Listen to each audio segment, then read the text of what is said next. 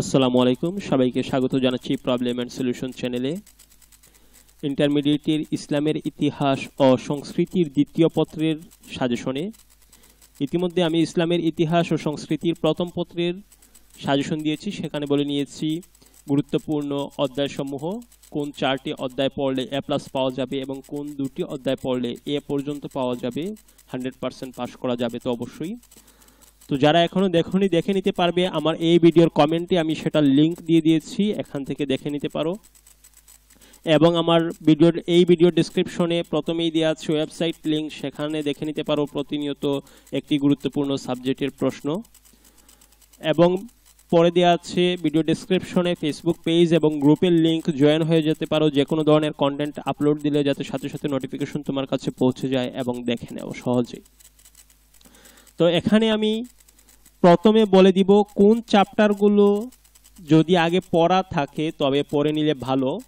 এর মধ্য থেকে 5টি চ্যাপ্টার আমি চুজ করছি যেগুলো যদি আগে পড়া থাকে তো পড়ে নিলে ভালো। এর মধ্য থেকে আমি বলে দিব কোন 4টি অধ্যায় পড়লে 100% শিওর এ প্লাস পাওয়া যাবে। তার আগে বলে নেই, অন্যান্য সাবজেক্টের যে সাজেশনগুলো দিয়েছি সেগুলো দেখতে পারবে আমার প্লেলিস্টে গিয়ে। সেখানে একটি প্লেলিস্ট আছে এইচএসসি এবং একটি আছে এইচএসসি হিউম্যানিটিক্স। তো সেই দুইটি প্লেলিস্ট থেকেই দেখে নিতে পারো গুরুত্বপূর্ণ অন্যান্য সাবজেক্টের সাজেশনগুলো। এবং এই ভিডিওর কর্নারে আই বাটন এখানে দেওয়া আছে, সেখানে দেওয়া আছে অন্যান্য লিঙ্কগুলো, সেখান থেকেও সাজেশনগুলো দেখে নিতে পারবে।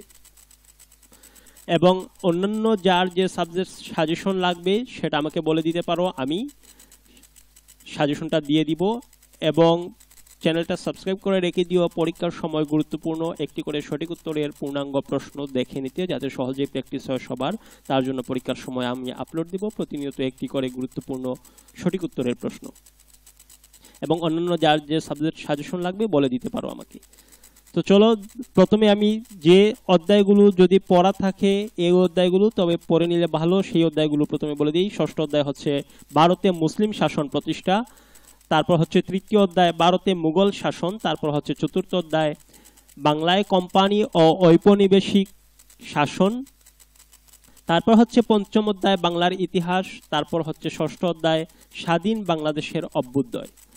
তো এই হচ্ছে 5টি অধ্যায়, যারা পারো তারা পড়ে নিলে ভালো। তবে আমি যে 4টি অধ্যায় এখন বলবো সেগুলো অবশ্যই 100% সবগুলো টপিকস পড়তে হবে সেই অধ্যায়গুলো থেকে।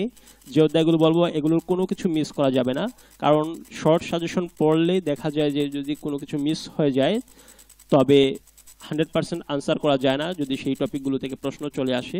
যার জন্য আমি এখন যে 4টি চ্যাপ্টার বলবো সেগুলো অবশ্যই সবাইকে 100% সবগুলো টপিকস এই অধ্যায়গুলো থেকে পড়তে হবে, কোনো কিছুই ছেড়ে দেওয়া যাবে না। তো প্রথমে আমি সিরিয়াল অনুযায়ী বলবো, প্রথম ইম্পর্টেন্ট, দ্বিতীয় ইম্পর্টেন্ট, এভাবে, যাতে যারা একটি অথবা দুটি সাবজেক্ট বিষয় পড়তে, একটি অথবা দুটি চ্যাপ্টার পড়তে চাও তারা বুঝে নাও যে কোন চ্যাপ্টারগুলো তোমার জন্য পড়া সবচেয়ে সুবিধাজনক এবং সহজেই পাস করতে পারবে। তো প্রথম আমি যে চ্যাপ্টারটা নিব খুবই গুরুত্বপূর্ণ, সেই চ্যাপ্টারটা হচ্ছে প্রথম অধ্যায় ভারতে মুসলিম শাসন প্রতিষ্ঠা।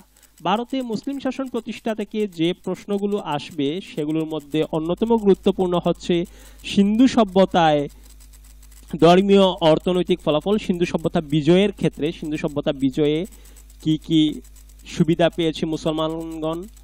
তারপর সুলতান মাহমুদ সম্বন্ধীয় প্রশ্ন আসতে পারে। তারপর আসতে পারে কাশ্মীর বিজয় সম্বন্ধীয় প্রশ্ন। এগুলো হচ্ছে প্রথম অধ্যায়ের গুরুত্বপূর্ণ টপিকস। তবে আমি প্রথমেই বলে নিয়েছি সবগুলো টপিকস পড়তে হবে যারা শুধুমাত্র 3-4টি চ্যাপ্টার পড়বে। তারপর দ্বিতীয় গুরুত্বপূর্ণ চ্যাপ্টার হচ্ছে, যে চ্যাপ্টার থেকে অবশ্যই প্রশ্ন 2টি থাকবে, সেটি হচ্ছে তৃতীয় অধ্যায় ভারতে মুঘল শাসন। ভারতে মুঘল শাসনের মধ্যে যে ইম্পর্টেন্ট টপিকসগুলো আছে সেগুলো হচ্ছে সম্রাট জাহাঙ্গীর, তারপর হচ্ছে সম্রাট বাবর, এই দুটা অন্যতম গুরুত্বপূর্ণ। তারপর হচ্ছে অন্যতম গুরুত্বের মধ্যে আছে সম্রাট আকবর। এই 3 জনের জীবন সম্বন্ধীয় যেগুলো আছে এই অধ্যায়ে সেগুলো পড়ে নেওয়া খুবই ভালো। এই 3টি হচ্ছে এই অধ্যায়ের গুরুত্বপূর্ণ টপিকস।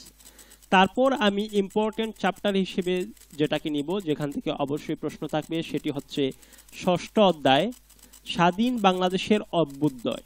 তবে স্বাধীন বাংলাদেশের অভ্যুদয় থেকে গুরুত্বপূর্ণ টপিকস, অন্যতম গুরুত্বপূর্ণ টপিকস হচ্ছে বঙ্গবন্ধু শেখ মুজিবুর রহমান সম্বন্ধীয় 7ই মার্চের ভাষণ, তারপর হচ্ছে পাকিস্তান পিপলস পার্টি, তারপর হচ্ছে আওয়ামী পার্টি যেটা ইসলামী আওয়ামী পার্টি যেটা ছিল সেটা সম্বন্ধীয়, তারপর ন্যাপ সম্বন্ধীয় প্রশ্ন আসতে পারে এখানে, অথবা মুজিবনগর সরকারটা এখানে অত্যাধিক গুরুত্বপূর্ণ।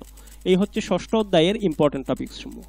এই হচ্ছে আমার 3টি গুরুত্বপূর্ণ চ্যাপ্টার যেখান থেকে পড়ে নিলে এ পর্যন্ত পাওয়া যাবে এবং প্রথম 2টি পড়লে অবশ্যই পাশ করা যাবে নিঃসন্দেহে।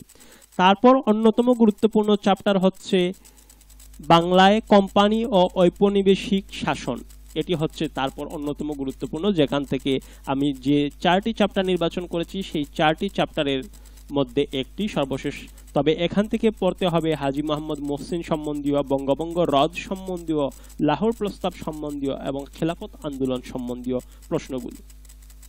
তারপর যারা আরো পড়তে চাও তাদের জন্য আমি নির্বাচন করেছি পঞ্চম অধ্যায় বাংলার ইতিহাস, তবে এখান থেকে ছোট প্রশ্ন অন্যান্য চ্যাপ্টারের সাথে মিক্স করে নিতে পারে, তাই আমি বলে নিচ্ছি যদি বাংলার ইতিহাসটা পড়া থাকে তবে পড়ে নিতে পারো। ধন্যবাদ সবাইকে আমার সাথে থাকার জন্য এবং গুরুত্বপূর্ণ অন্যান্য সাজেশনগুলো দেওয়া আছে সেগুলো দেখার জন্য সবাইকে আমন্ত্রণ জানাচ্ছি। প্রতিনিয়ত রাত্রে পরীক্ষার সময় যে সঠিক উত্তরটা দিব সেটা দেখার জন্য সবাইকে আমন্ত্রণ জানাচ্ছি, যার জন্য চ্যানেলটা সাবস্ক্রাইব করে রেখে দিও, ভিডিওতে একটি লাইক দিয়ে দিও এবং শেয়ার করে নিও ফেসবুক সহ অন্যান্য মাধ্যমে, যাতে বন্ধুরা দেখে উপকৃত হয়, তাদেরকে লিঙ্কটা পাঠিয়ে দিও হোয়াটসঅ্যাপ এবং মেসেঞ্জারে। ধন্যবাদ সবাইকে আমার সাথে থাকার জন্য।